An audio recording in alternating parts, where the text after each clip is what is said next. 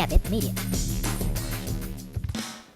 Hello again, it's Grant Abbott from Gabbett Media and we're looking at how to make a music video. In this episode we'll be looking again at camera work, light, but mainly locations and what I call the walk along sing shot. So what do I mean by the walk along sing? Well, it's a tracking shot where the singer is walking towards you singing and you're tracking the camera backwards.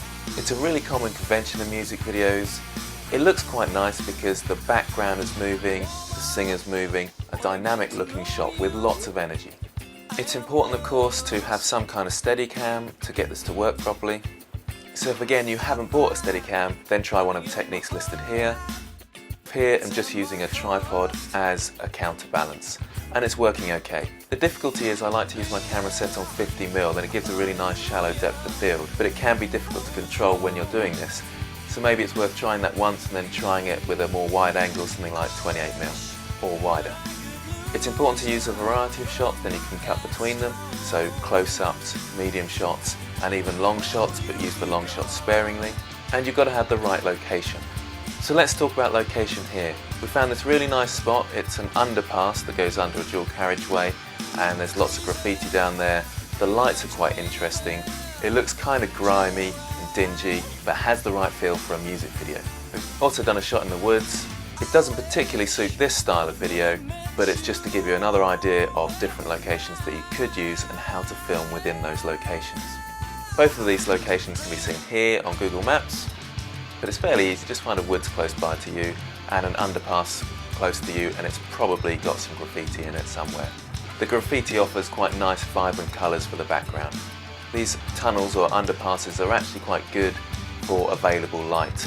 If we look at this beginning shot here, you can see that I've overexposed the background and it looks like Darren's a silhouette and he's coming out of this bright, angelic type of light, which gives a nice interesting look. Again, looking back to our last video where we talk about backlighting, well, this has it in abundance. Where possible, I've put the available light in the background, so when we're in the woods, you can see I've got the sun in the background bursting through the trees. And it's important to try and get the time of day right where the sun is quite low. This is often known as the golden hour. We weren't actually shooting at the golden hour here. Autumn and springtime tend to have quite a low sun anyway, so they're a good time of the year to shoot. But if you're filming in the summer, then often the sun's quite high midday, so don't film then. Choose the golden hour, which is an hour just after sunrise or an hour just before sunset. Generally speaking, around an hour anyway. I've also tried to use the available lights in the subway in the background where possible. We've got no lights on the camera, we've got no extra lights, it is all available light, and it shows what you can do if you're thinking carefully about the position of your camera. As well as that, think about your aperture settings. To get this really overexposed shot, I've set the aperture really low. I prefer working with a low aperture because then you get a shallow depth of field. I particularly like this shot. We've got a close-up of Darren, he's lit by the tunnel lights, and we've got the opening of the tunnel as our backlight. So that's it for part 2.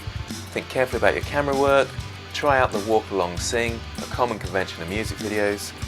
Think carefully about your available light and the position of your camera, and choose suitable locations. Hope this helps.